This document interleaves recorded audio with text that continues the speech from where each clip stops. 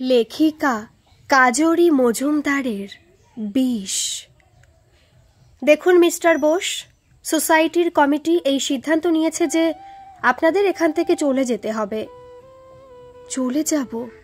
কোথায় যাব? নিজের সব পুঁজি খরচ করে এখানে থাকবো বলে ফ্ল্যাট কিনেছি। এসব ছেড়ে যাব মানে? এসব কি বলছেন মুখার্জি বাবু? দেখুন, মুখার্জি বাবু হয়তো ঠিকভাবে বলতে পারছেন না, আমি বলছি। হ্যাঁ বলুন। আমরা প্রত্যেকেই এখানে নিজের জমানো পুঁজি দিয়ে কিংবা তার থেকেও বেশি দিয়ে ফ্ল্যাট কিনেছি। কেন কিনেছি? কারণ এখানের পরিবেশ দেখে আমাদের ভালো লেগেছে। মনে হয়েছে এখানে আমরা আমাদের বাচ্চাদের ভালোভাবে মানুষ করতে পারবো। এখানে সবাই যথেষ্ট ভদ্র, সব কিছুই ঠিক ছিল। কিন্তু আপনার ছেলে এখানে থাকলে অন্য বাচ্চাদের ওপর খারাপ প্রভাব পড়বে। কিছু মনে করবেন না, একটা কথা আছে না যে পুকুরের একটা মাছ পচে গেলে পুরো পুকুরের সব মাছ নষ্ট করে দেয়, ঠিক সেরকম। আপনার ছেলে যে নেশা করে, কি বিশ্বাস কখনো আমাদের বাচ্চাদের না ওই সব বিষ খাইয়ে দেয়? আপনাদের খুব ভালোভাবে বলা হচ্ছে 2 মাসের মধ্যে আপনারা এখান থেকে চলে যাবেন। আপনি বললেই হবে যে চলে যাবেন? আমার ছেলে নেশা করে নিজের ঘরে করে, আপনাদের ঘরে করতে যায় না, আপনাদের পয়সায় করে না। আমার ছেলে নেশা করে না কি করে আমি বুঝে নেব। আপনি বুঝে নেবেন ঠিক আছে, এখান থেকে অন্য কোথাও গিয়ে বুঝুন। আপনার ছেলে এই সোসাইটির বিষ, ও থাকলে আমাদের বাচ্চারা নষ্ট হয়ে যাবে। শুনুন নির্মল বাবু, আমি এখানে ভাড়া থাকি না যে আপনারা মিটিং ডেকে আমায় এখানে ঘর ছেড়ে চলে যেতে বলবেন আর আমি ভয়ে চলে যাব।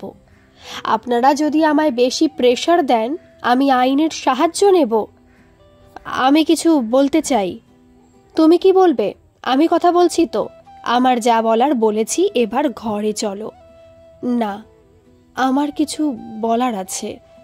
যেই ছেলে এই সোসাইটির বিষ, আমি তার মা। যাওয়ার আগে আমার সবার কাছে ক্ষমা চাওয়ার আছে। কি আজে বাজে বলছো? চলো ঘরে চলো। না, আমার কথা না বলে আমি এখান থেকে যাব না।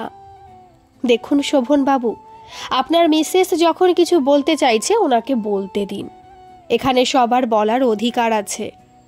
ধন্যবাদ নির্মল বাবু, আমি আপনাদের সবার কাছে হাত জোর করে ক্ষমা চাইছি। আপনাদের জায়গায় যদি আমি হতাম তাহলে হয়তো আপনাদের ওই চেয়ারে আমিও বসে সমর্থন করতাম। আমি জানি আমার ছেলে রোজ একটু একটু করে বিষ খেয়ে মৃত্যুর দিকে এগিয়ে যাচ্ছে। আমার ছেলে বহুদিন ধরে ড্রাগের নেশা করে, কিন্তু বিশ্বাস করুন আমার ছেলে এরকম ছিল না। আপনাদের সন্তানদের মতোই স্বাভাবিক ছিল। ছেলেকে খুব ভালো করে মানুষ করব, বিদেশে পড়তে পাঠাবো, একটা ভালো জায়গায় 3 BHK একটা ফ্ল্যাট কিনব, ভবিষ্যতের জন্য ব্যাংকে যথেষ্ট টাকা জমাবো। এসবের পরিকল্পনায় আমাদের দুজনের রোজগার করাটা বাধ্যতামূলক হয়ে গিয়েছিল। সারাদিন আমরা দুজন বাড়িতে থাকতাম না, ওর একটা ভাই বোনও ছিল না। সারাদিন ছেলেটা একা একা কাটাতো। কখনো ভালো না লাগলে আশেপাশে কারোর বাড়িতে গেলে পরপর 2 দিন গেলেই তারা ভয় পেয়ে যেত। ভাবতো বাবা মা থাকে না, এবার রোজ এখানে এসে পড়ে থাকবে। তারপর তাদের ব্যবহারই ও যাওয়া বন্ধ করে দিত। ছেলেকে দামি দামি জিনিস কিনে দিয়ে ভালো ভালো খাবার খাইয়ে ভাবতাম ছেলের কত খেয়াল রাখি আমি। কটা বাচ্চা এত ভালোভাবে থাকতে পারে?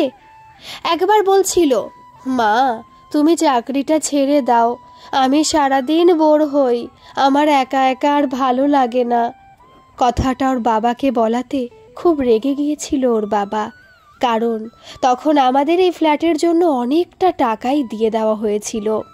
তাই তখন আমার চাকরি ছেড়ে দিলে EMI দিয়ে সংসার সামলানো মুশকিল হতো।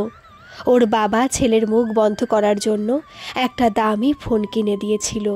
আর সত্যি তারপর থেকে ছেলে আর কখনো একা থাকার অভিযোগ করেনি। বেশ কিছুদিন পর আমার চোখে পড়ল ছেলে ফোনে আমাদের ভাষায় যাকে বলে ব্লু ফিল্ম দেখছে, সেটা ওর বাবাকে জানানোতে ওর বাবা আমায় বলেছিল যে ছেলে বড় হয়েছে, তাই এসব নাকি স্বাভাবিক। যতদিন যাচ্ছিল নিজের চাকরি করাটা যেন আমার কাছে লজ্জার হয়ে দাঁড়াচ্ছিল। লজ্জা সেই মার হচ্ছিল যে বুঝছিল যে তার ছেলে তার হাতের নাগালের বাইরে চলে যাচ্ছে। যেদিন বুঝলাম আমার ছেলে বড় হয়েছে বলে ড্রিঙ্ক করেনি, ড্রাগ নেওয়া শুরু করেছে, সেদিন আর ওর বাবাকে জানানো প্রয়োজন মনে করিনি। সেদিন নিজেই সিদ্ধান্ত নিয়ে চাকরিটা ছেড়ে দিয়েছিলাম। অনেক অনেক দেরি করে ফেলেছি এই সিদ্ধান্তটা নিতে। আজ আমার প্রতিটা মুহূর্ত ছেলের জন্য, কিন্তু ছেলেকে কি আর সেই জায়গায় ফিরিয়ে নিয়ে যেতে পারবো? সেই আমার আগের ছেলেকে কি ফিরে পাবো? যেই ছেলে একসময় বলতো, মা তুমি ঘরে থাকো, চাকরি ছেড়ে দাও, আজ সেই ছেলে নেশার বেগ উঠলে আমায় দাঁত মুখ খিচিয়ে ওর ঘর থেকে কোনো না কোনো কারণে বার করে দিয়ে দরজা বন্ধ করে দেয়।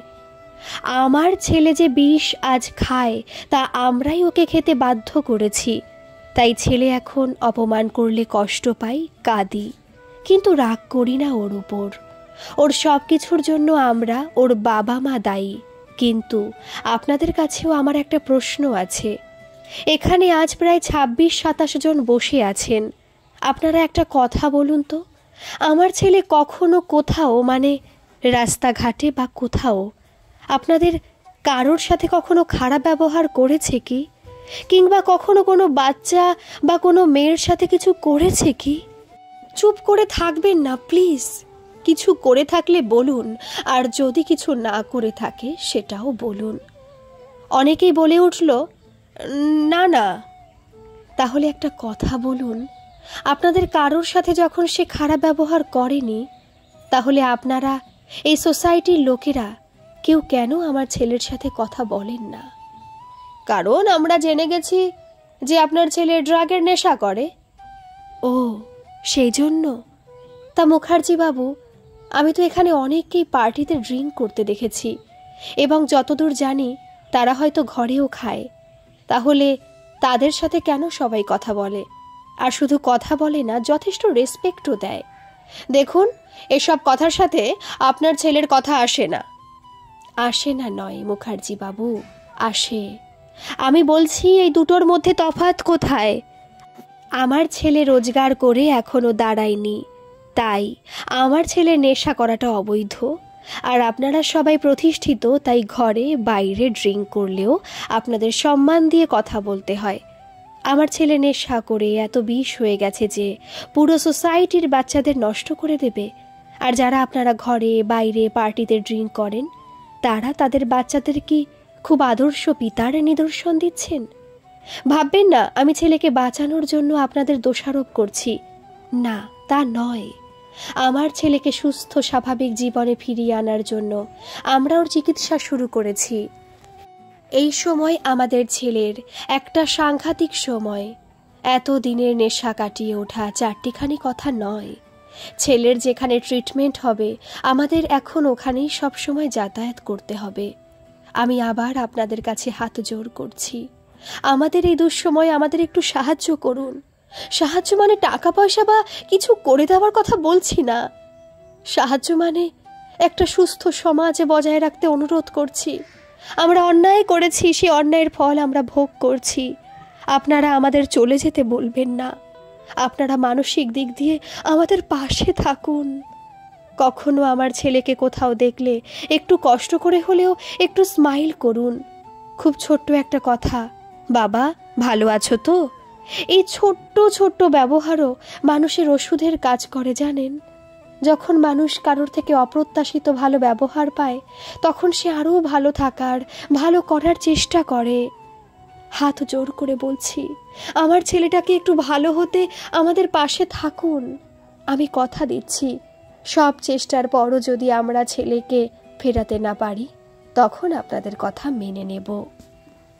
কিছুক্ষণ পর, দেখুন মিসেস বোস, আমরা আপনাদের শত্রু নই। আপনাদের মতো আমাদেরও সবার সন্তান আছে, কিন্তু একটা কথা আছে, শরীরের একটা অঙ্গ যতই প্রিয় হোক, যখন পচন ধরা শুরু হয় তখন শরীরের অন্য অঙ্গ বাঁচানোর জন্য ওই অঙ্গ কেটে বাদ দিতে হয়। কিন্তু তবুও আপনার কথা শুনে আপনার পাশে আমরা থাকার চেষ্টা করব। কিন্তু যদি এর কোনোই পরিবর্তন না হয় তাহলে আমাদের আবার নতুন করে চিন্তা ভাবনা করতে হবে। অনেক অনেক ধন্যবাদ আপনাদেরকে।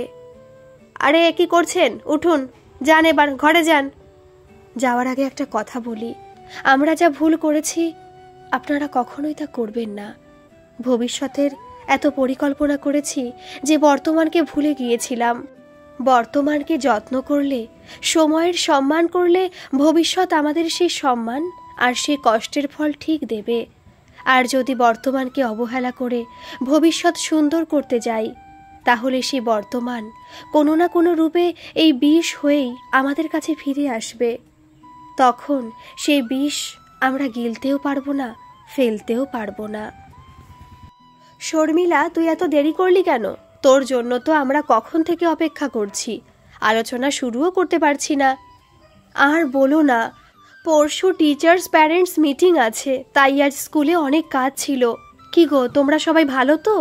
তোমরা কিন্তু শুরু করে দিতে পারতে।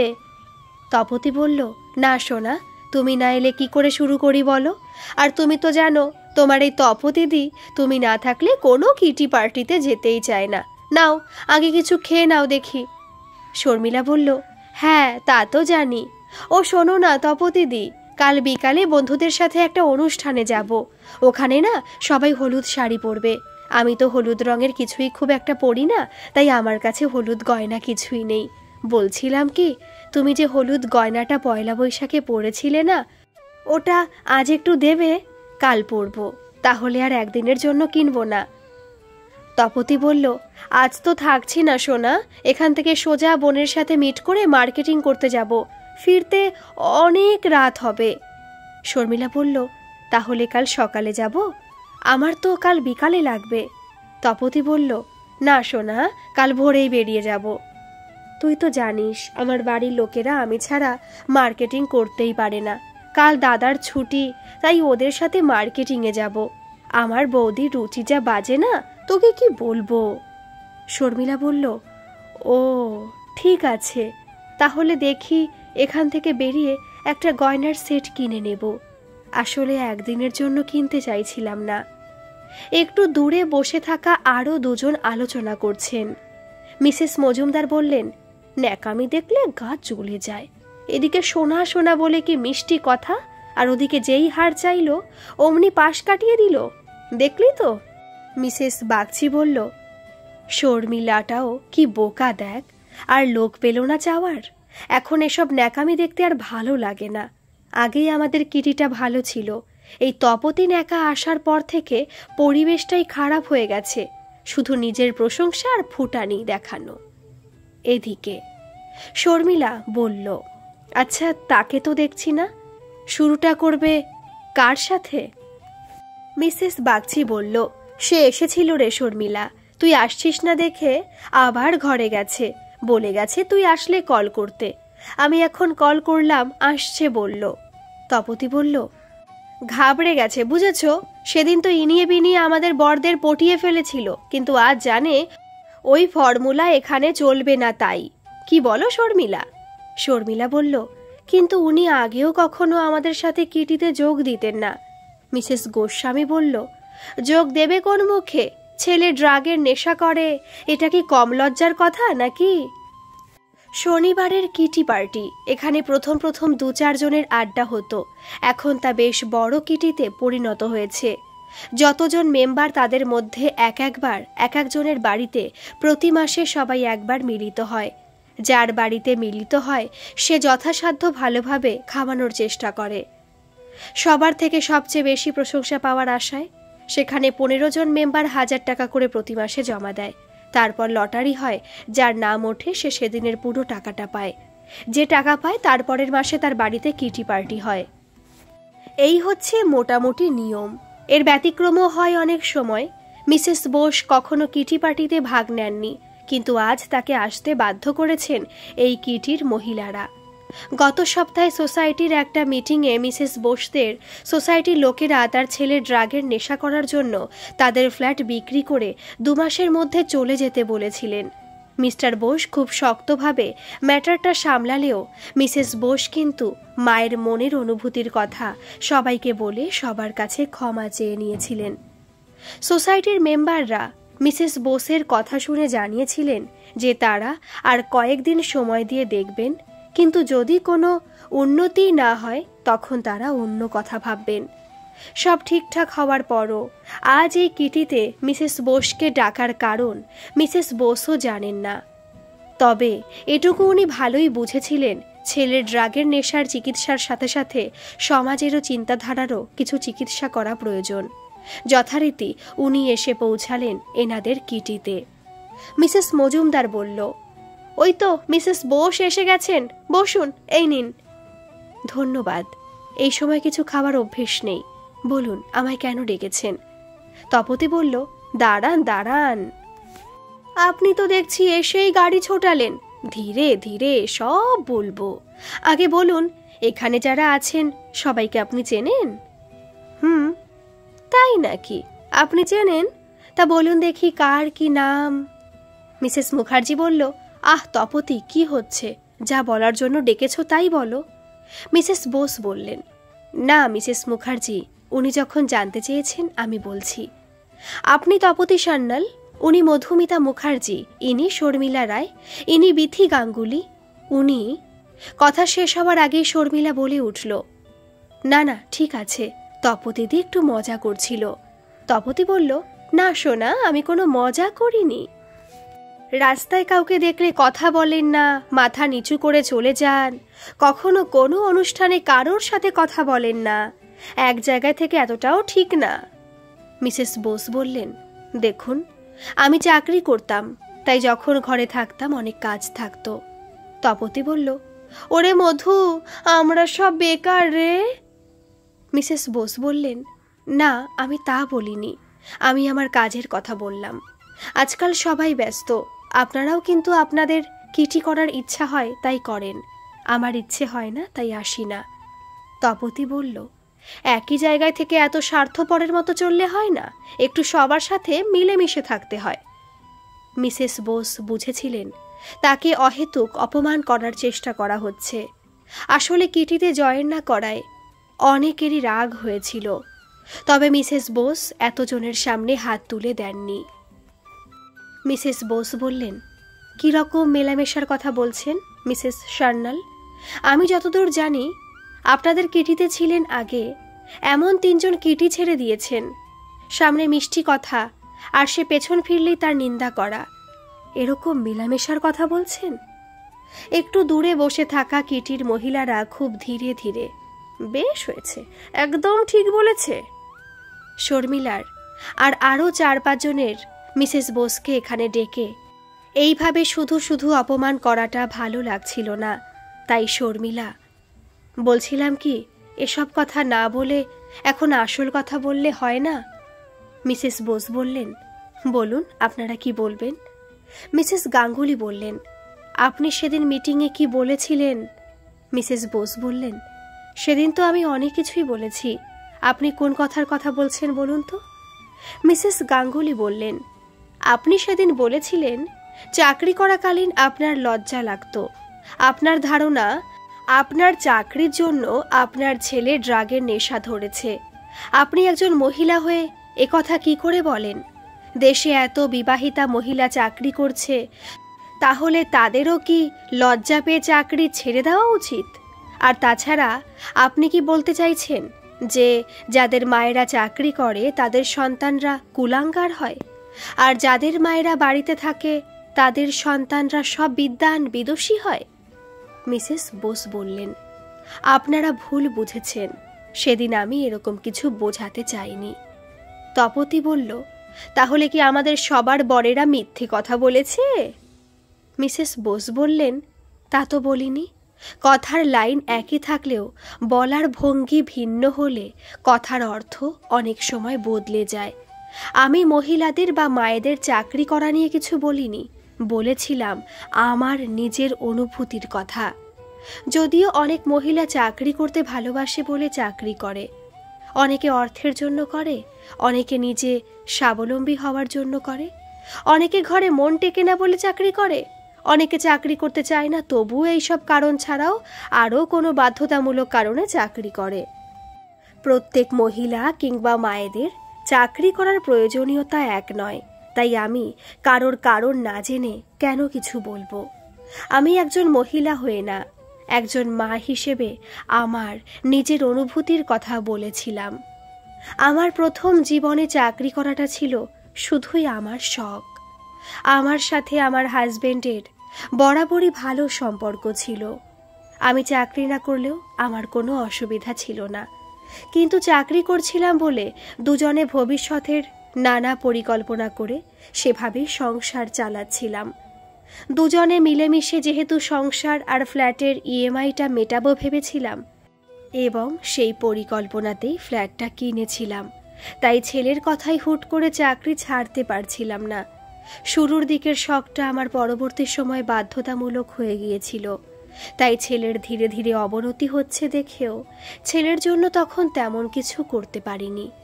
সেদিন মিটিংয়ে আমি শুধু আমার নিজের ভুল, নিজের অসহায়তার কথাই বলেছিলাম।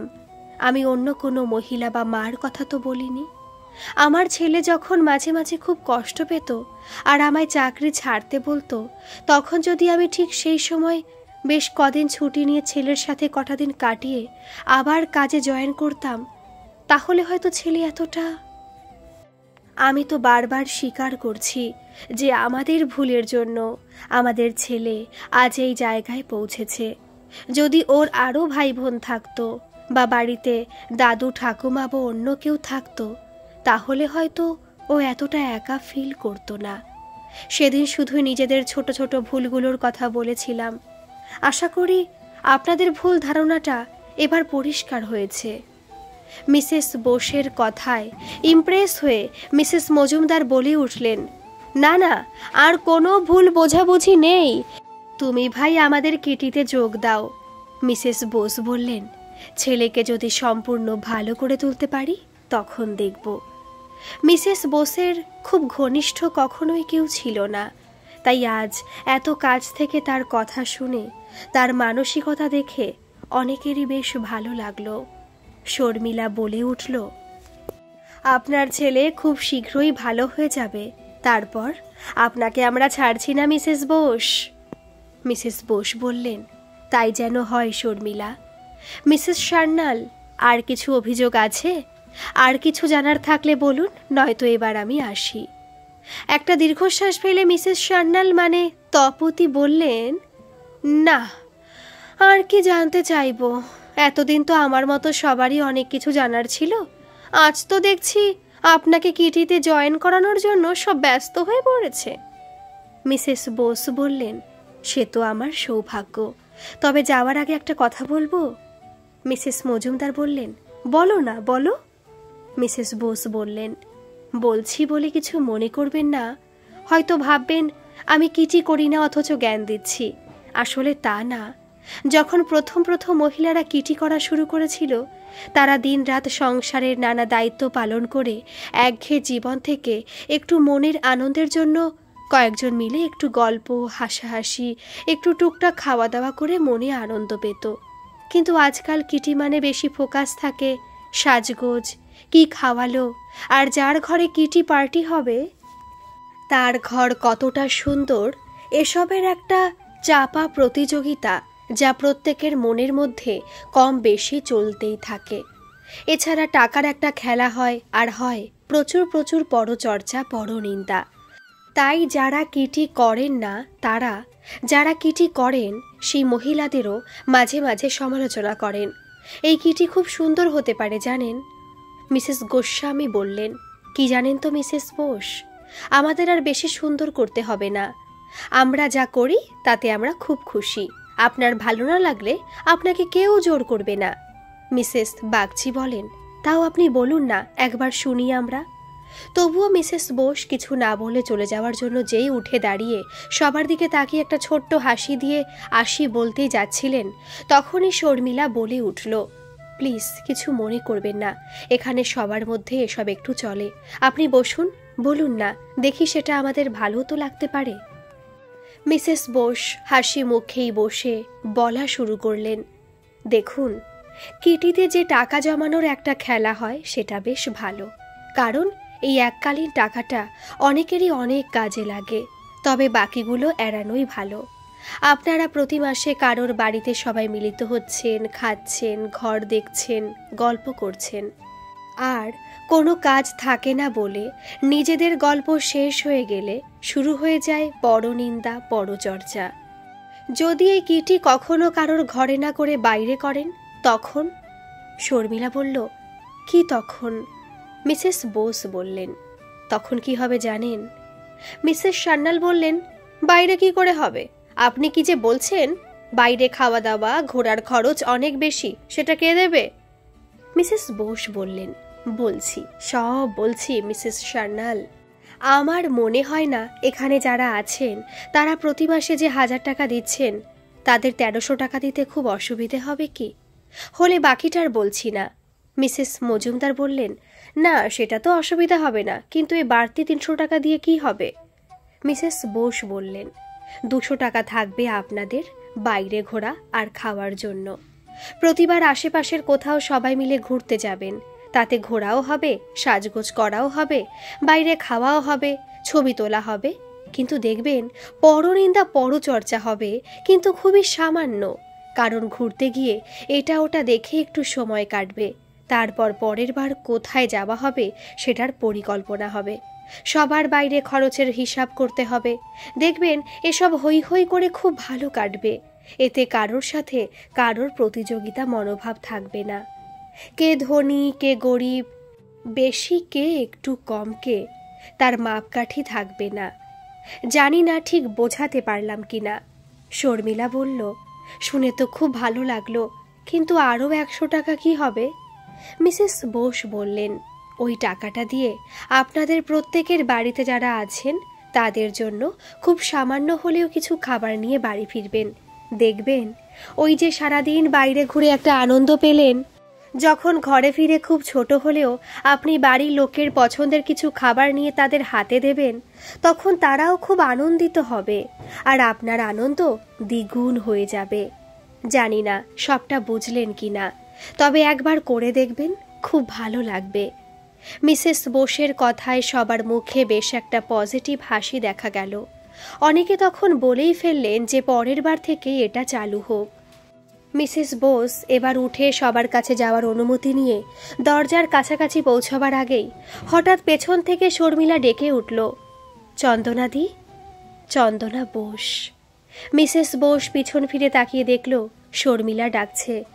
উনি কিছু বলার আগেই শর্মিলা মিসেস বোসের কাছে এসে হাত দুটো ধরে, এতদিন আমরা সবাই এখানে আছি, কিন্তু সেভাবে তোমার সাথে আমাদের কারোর কখনো কথা হয়নি।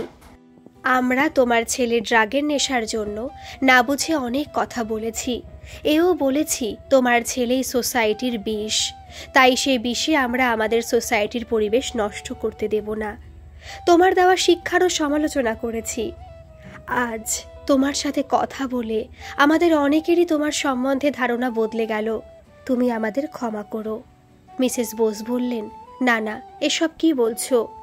ঠিকই বলছি গো, তুমি এত ভালো, তোমার ছেলের কোনো খারাপ হবে না, দেখবে তোমার ছেলে খুব শীঘ্রই ভালো হয়ে উঠবে।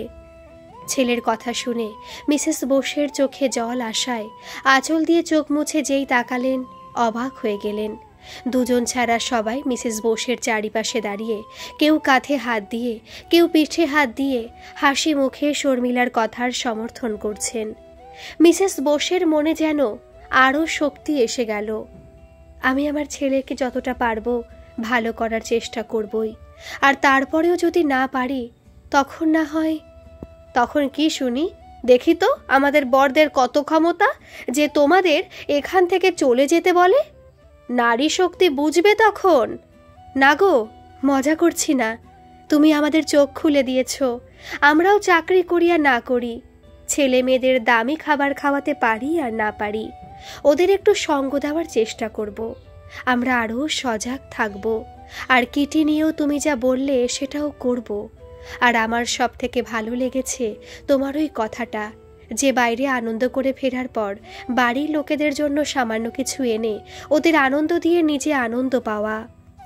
তোমার এত সুন্দর চিন্তাধারায় তোমার সন্তান কখনো বিষ হতে পারে না। বিষ তো আমাদের মনের মধ্যে ছিল। তুমি আজ এত অপমানিত হয়েও সব বিষ পান করে আমাদের চন্দনের গন্ধে ভরিয়ে দিলে। তোমার নামের মধ্যেই চন্দন শব্দ আছে। সত্যি তোমার নাম আজ সার্থক, চন্দনা বোস। গল্পটি কেমন লাগলো অবশ্যই কমেন্ট করে জানাবেন, আর ভালো লাগলে প্লিজ একটা সাবস্ক্রাইব করে দেবেন। ধন্যবাদ।